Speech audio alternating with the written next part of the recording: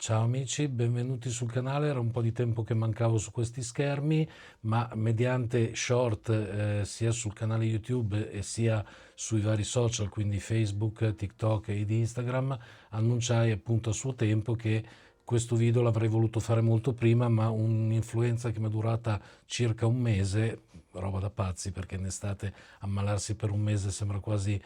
davvero una barzelletta, mi impediva di fare questo contenuto. Ovviamente l'influenza mi ha beccato la gola, quindi un cantante è out, insomma, se succede una cosa simile. Volevo cantare una canzone dell'autore che avete visto in copertina e mi sto riferendo ovviamente, si è riconosciuto, a Sergio Endrigo, poeta, cantautore, musicista straordinario che iniziò la sua carriera quando ancora la televisione era in bianco e nero e insomma avrei voluto farlo subito questo video perché cogliere l'attimo, secondo me, un po' l'ha insegnato anche il film L'attimo fuggente, è la cosa sempre più funzionale. Però appunto l'impedimento causato dall'influenza mi ha appunto impedito, scusate il gioco di parole, di montare, di registrare, di montare questo video. E, detto ciò, sembra capitato a fagiolo, perché poi questa attesa ha portato anche a far sì che io oggi ricordassi anche un'altra figura di spicco dell'arte italiana, della televisione, ossia Pippo Baudo. Pippo Baudo è venuto a mancare e se ne va, forse l'ultimo pezzo della televisione e del varietà. Veramente mi è dispiaciuto, non vi nascondo che stamattina, insomma, quando l'ho sentito, anzi ieri sera, quando l'ho sentito mi è venuto quasi da piangere perché Pippo Baudo veramente io sono cresciuto con i suoi con le sue trasmissioni, a parte Sanremo che è stato il gladiatore del Festival della canzone italiana, ma poi anche i vari Fantastico dove scoprì Lorella Cuccarini, la mia adorata Alessandra Martinez che è la mia ballerina preferita, nonché donna meravigliosa. Insomma, Pippo Baudo mi ha accompagnato veramente in tutta la sua carriera e in tutta la mia giovinezza, mi viene da dire. E quindi se ne va, ecco, dopo Corrado, che non sono io, ma Corrado Mantoni, dopo Raimondo Vianello e Mike Bongiorno, ecco, mancava giusto lui.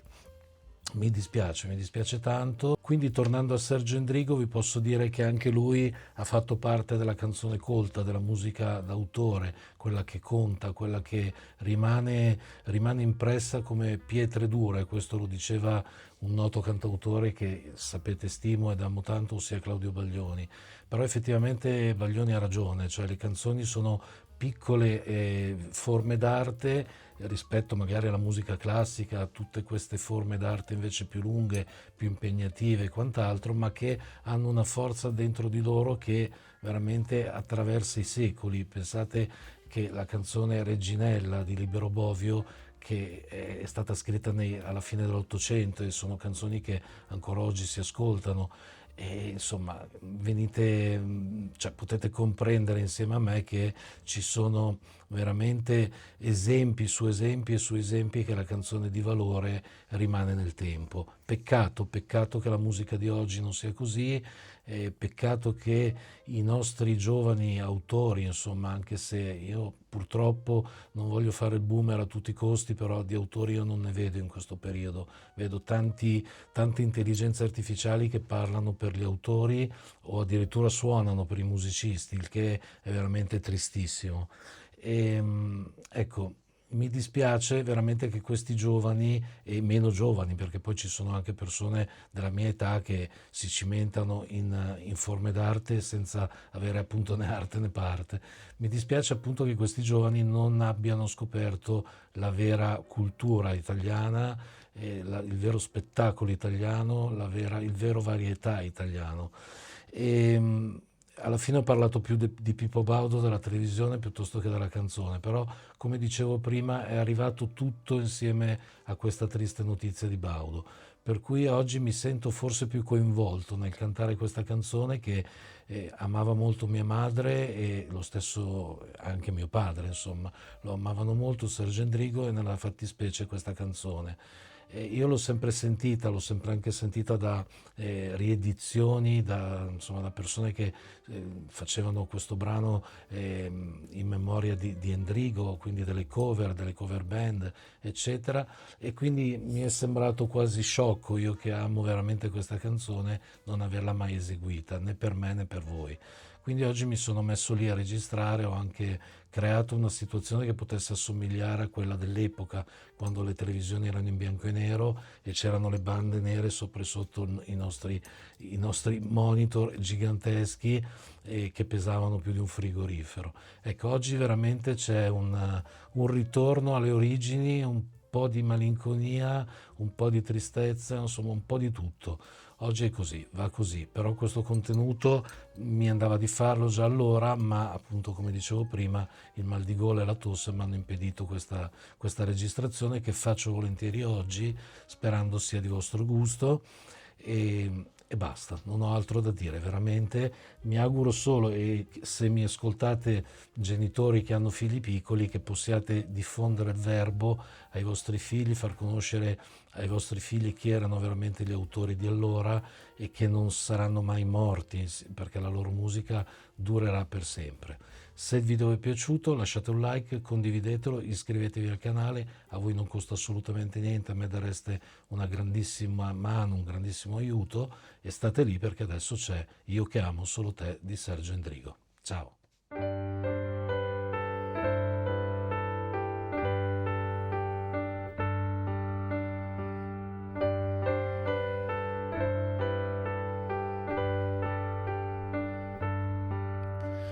C'è gente che ha avuto mille cose,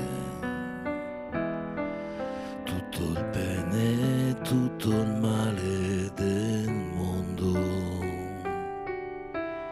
Io ho avuto solo te e non ti perderò e non ti lascerò per cercare nuove avventure. C'è gente che ama mille cose e si perde per le strade del mondo. Io che amo solo te e non mi fermerò e ti regalerò quel che resta della mia gioventù.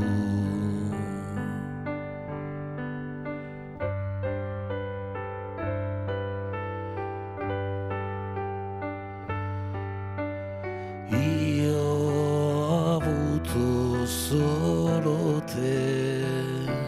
e non ti perderò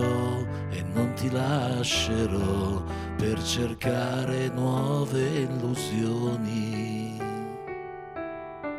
C'è gente che ama mille cose e si perde per le strade del mondo.